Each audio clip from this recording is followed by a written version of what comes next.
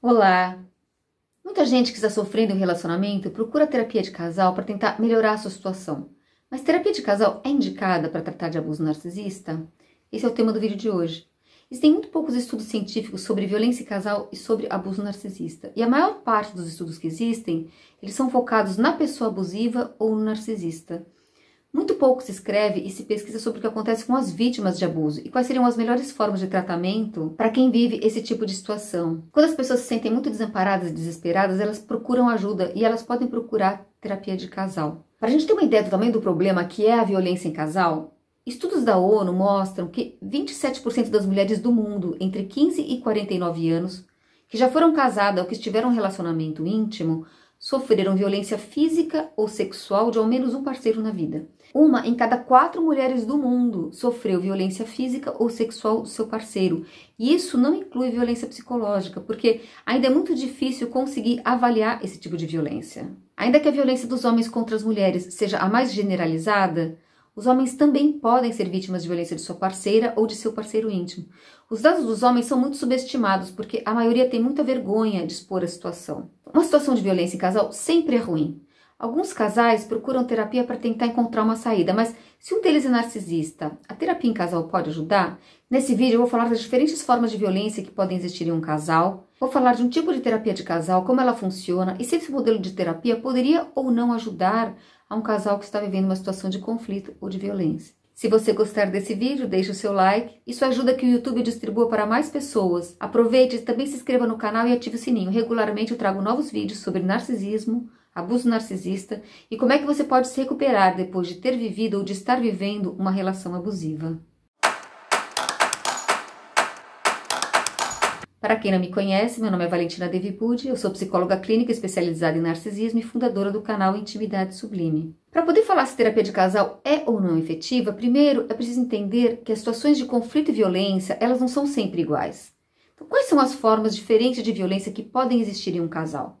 A violência pode se manifestar de várias formas, ela pode ser física, sexual, econômica ou psicológica. As violências física e sexual são muito mais fáceis de serem identificadas. No entanto, a psicanalista francesa Marie-France Irigoyen diz que a forma mais grave de violência é a psicológica, porque todas as formas de violência têm uma dimensão psicológica. E quando uma pessoa sofre violência psicológica, ela tende a se sentir destruída por muito tempo, sendo que essa forma de violência é muito mais difícil de ser detectada e de ser tratada. Muitas vezes, uma pessoa só se dá conta de que está vivendo uma situação de abuso quando ela vê a situação acontecendo com uma outra pessoa e quando consegue se reconhecer nela, ou quando alguém de fora consegue lhe mostrar. É muito difícil entender o que acontece desde dentro dessa relação.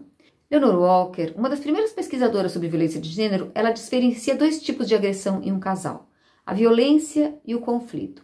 Ela diz que existem casais que vivem conflitos, que eles podem até mesmo se agredir fisicamente, mas que isso não significa que necessariamente eles sejam violentos. O que distingue o conflito da violência para ela? Conflito e violência são diferentes porque na violência existe uma assimetria, existe uma relação de desigualdade. Uma situação violenta acontece quando há um padrão de dominação e de submissão. Pode haver uma relação de controle que se estabelece nesse casal e isso é muito prejudicial para quem sofre. E ela diz que uma situação de conflito não é assim. Que no conflito os dois são iguais, não tem um que domina o outro. Outros 2 pesquisadores espanhóis, Munhoz e Echeburua, também falam de 2 tipos de violência em casal: controle coercitivo, que eles também chamam de terrorismo íntimo, e a violência situacional.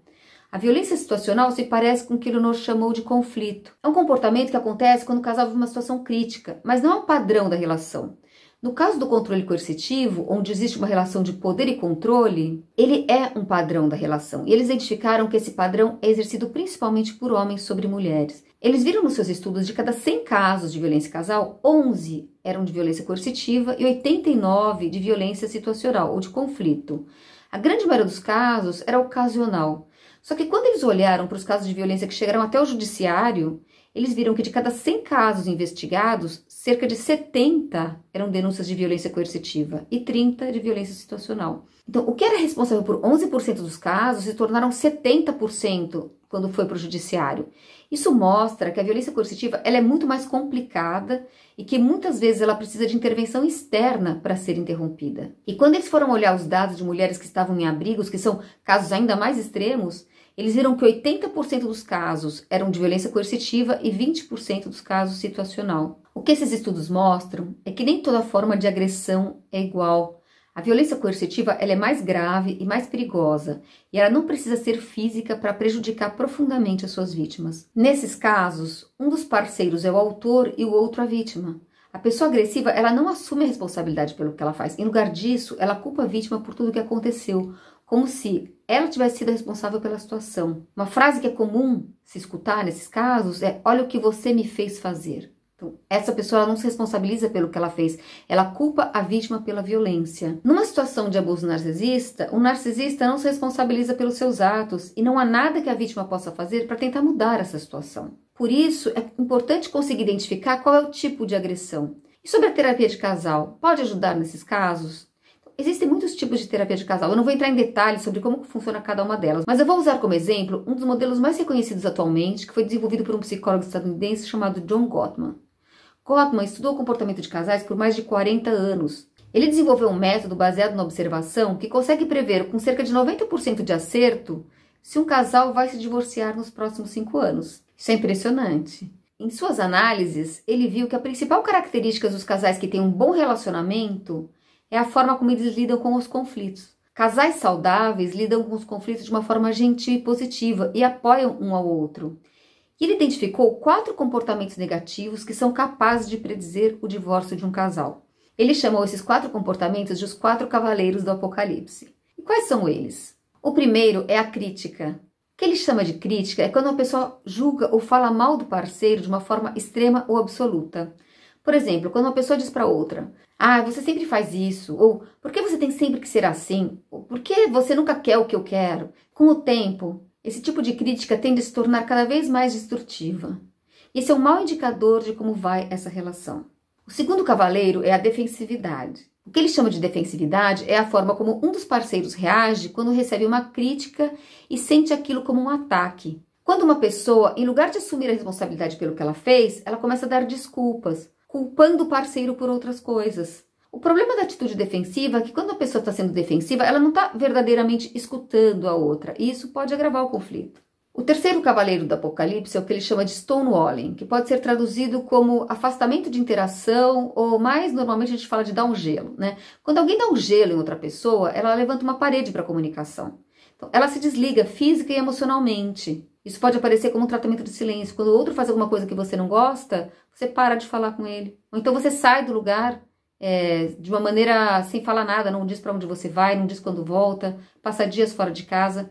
Pode passar meses sem se dirigir ao parceiro, sem falar diretamente com ele. Isso acontece. O quarto e mais destrutivo dos cavaleiros é o desprezo. O desprezo aparece quando um trata o outro com desrespeito. Isso pode incluir nojo, sarcasmo, diminuição do outro, virar os olhos, tratar com menosprezo, zombar, xingar. O desprezo se caracteriza pela pessoa só se concentrar naquilo que ela não gosta do parceiro. Quem já viveu uma situação de abuso narcisista pode reconhecer muitas dessas formas de ação. Então, o que propõe a terapia de casal baseada nesse modelo? Ela propõe que o casal tente mudar esses padrões através da comunicação, com ambos se responsabilizando pelo que acontece.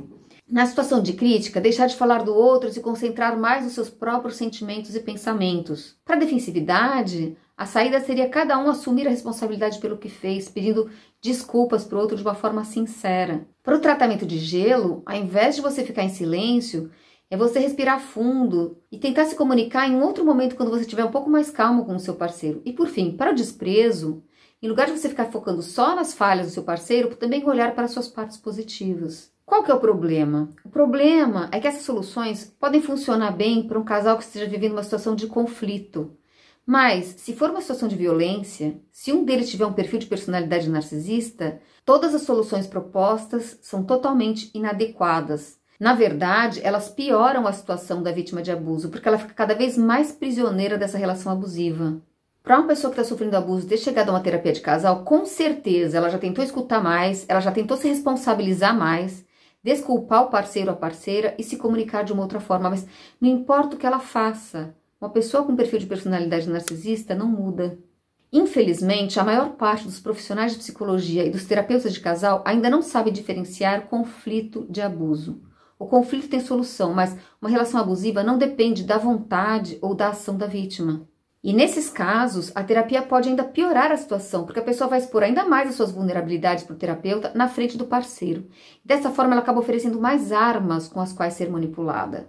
Um estudo realizado em 2020 pela comunidade online Stuff That Works, traduzido quer dizer coisas que funcionam, com mais de 20 mil sobreviventes de abuso narcisista, identificou que mais de 2.600 pessoas consideraram que a forma de terapia que mais piorou o seu quadro psicológico, a sua recuperação, quando elas estavam vivendo situações de abuso narcisista, foi a terapia de casal. Foi a forma de terapia pior avaliada pelos sobreviventes de abuso. Por isso, tome muito cuidado com terapia de casal se você estiver numa relação de abuso narcisista. E você? Você fez terapia de casal com uma pessoa narcisista? Se quiser, pode escrever sobre a sua experiência aqui nos comentários. Se você gostou desse vídeo, não esqueça de deixar o seu like, de se inscrever no canal e de ativar o sininho. Assim, você não perderá os próximos vídeos sobre narcisismo e psicologia. Eu espero ter ajudado e até a próxima. Tchau!